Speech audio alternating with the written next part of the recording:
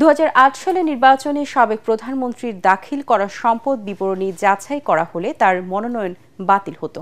তিনি নির্বাচন করতেন পারতেন না, প্রধানমন্ত্রীও হতে পারতেন না বলে মন্তব্য করেছেন দুদক চেয়ারম্যান ডক্টর মোহাম্মদ আব্দুল মোমেন। দুপুরে হবিগঞ্জ জেলা শিল্পকলা একাডেমিতে দুদকের সমন্বিত জেলা কার্যালয়ে আয়োজিত গণশুনানি শেষে সাংবাদিকদের প্রশ্নের জবাবে তিনি মন্তব্য করেন।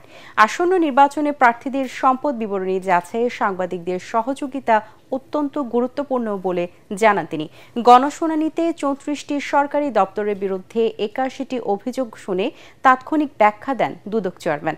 সংশ্লিষ্ট দপ্তরের কর্মকর্তা কর্মচারীদের দ্রুত সমস্যাগুলো সমাধানেরও নির্দেশ দেন তিনি। সাবেক পলাতক প্রধানমন্ত্রী তিনি নিজেও তার সম্পত্তি একটা বিরাট রকম গোজামিল দিয়ে 2008 সালে নির্বাচিত হয়েছেন।